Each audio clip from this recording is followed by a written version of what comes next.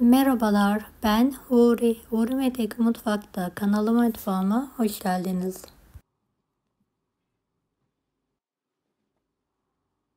Sizler için harika bir tarif hazırlıyorum. Evde pancar ve biraz yumurtanız varsa mutlaka deneyin. Tarifimize hiç bekletmeden hemen başlayalım. 2 adet pancarım var. Kabuklarını soyarak hemen tarifimize başlıyorum.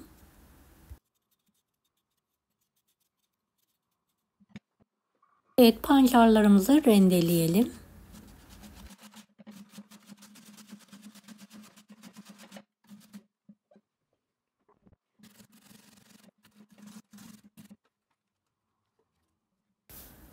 Hepsini rendeledim. Üzerine 2 tatlı kaşığı tuz serpiyorum. Biraz dinlenmesi için kenarda bekletiyorum. Evet, geniş bir kabın içine alalım.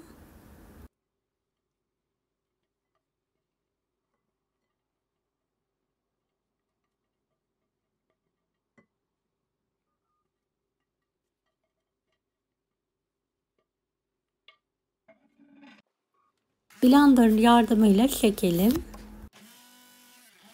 1 çay bardağı suyu da azar azar ekleyerek çekmeye devam edelim.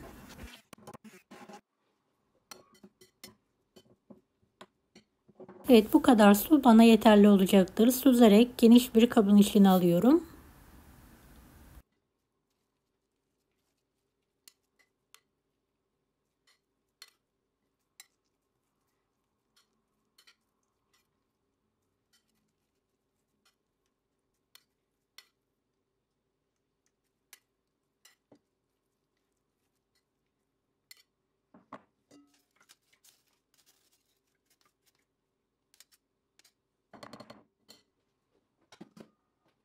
Kalan pancarı da geniş bir tencerenin içine alıyorum.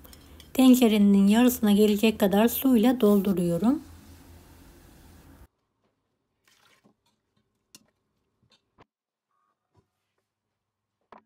Tatlı kaşığı tuz, 1 adet yumurta,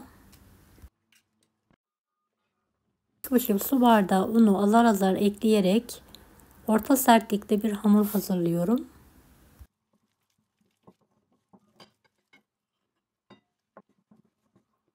Beni hangi ülkeden veya şehirden izliyorsunuz merak ediyorum. Yoruma yazarsanız sevinirim. 1 yemek kaşığı kadar sıvı yağ ekliyorum ve yoğurma işlemine devam ediyorum. 5 dakika hamurumuzu dinlenmeye bırakalım. 50 gram kıyma, yarım havuç, 1 adet patates, 1 adet kuru soğanı rendenin ince tarafıyla rendeleyelim.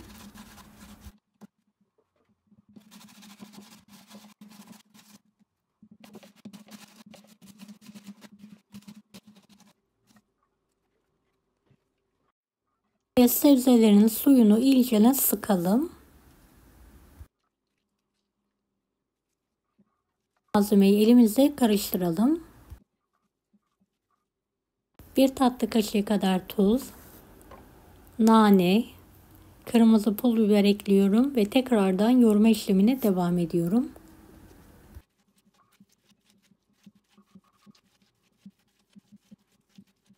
İç harcımız hazır. Dinlendirdiğimiz hamuru 2 eşit olacak şekilde keselim ve yuvarlayalım.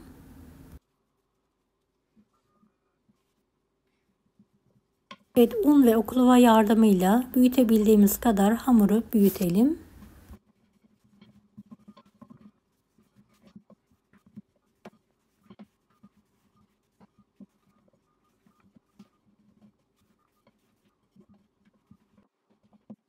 Evet, gördüğünüz gibi bu büyüklük yeterli olacaktır.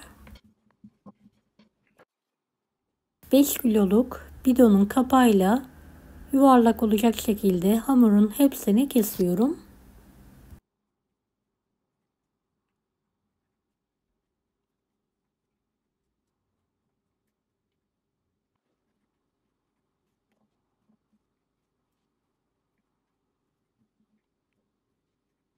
Evet, kenarlardaki hamurları tekrardan toplayarak yuvarlayalım.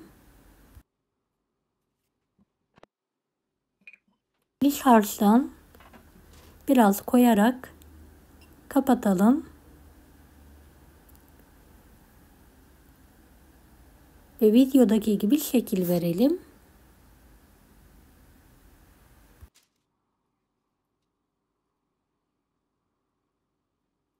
Tüm hamurlar bitene kadar aynı işlemi yapmaya devam edelim.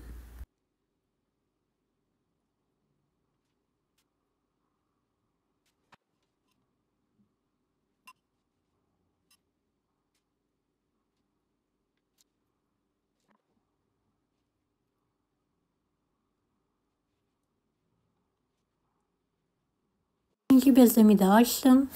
Bir çay bardağı yardımıyla yuvarlak olacak şekilde kesiyorum.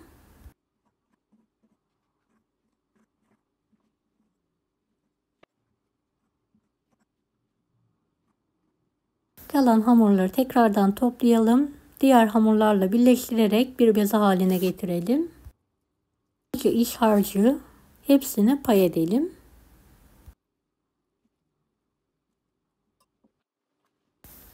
Evet, ikiye katlayarak videodaki gibi şekil verelim.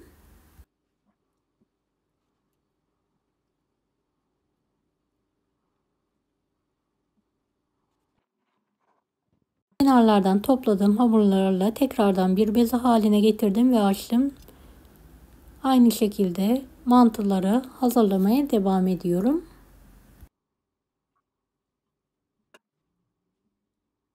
Mantının hamuru ve işi tam denk.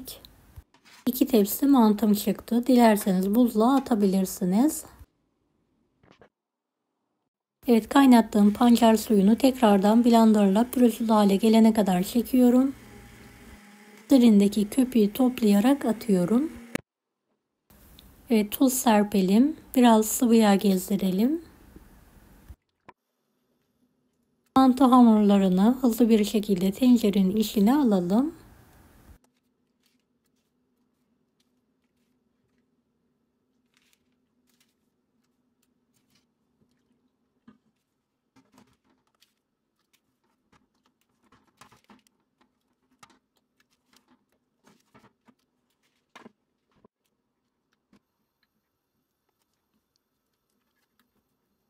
Ara sıra mutlaka karıştıralım.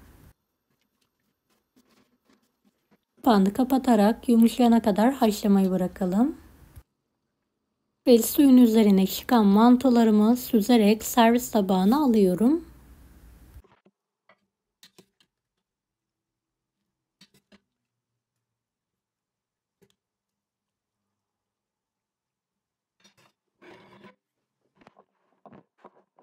Üzerine bolca eritilmiş tartılı yağ gezdiriyorum ve tekrardan karıştırıyorum.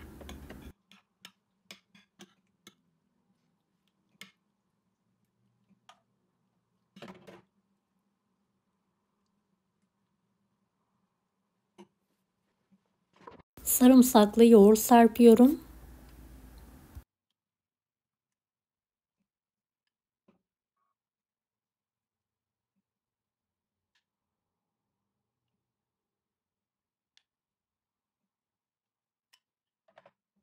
Toz biberli yağ gezdiriyorum.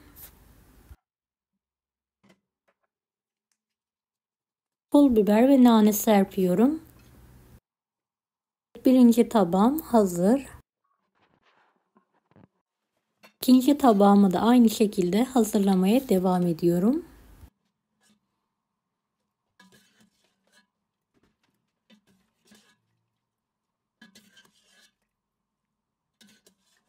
Bol sebzeli, pancarlı, gerçekten çok lezzetli ve vitaminli bir mantı tarifi hazırladım. Mutlaka deneyin.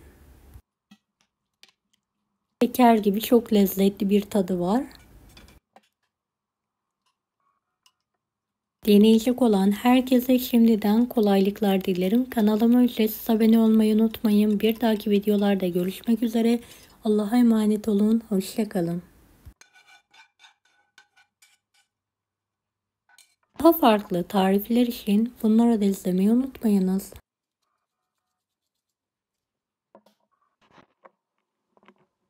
Kolay gelsin herkese.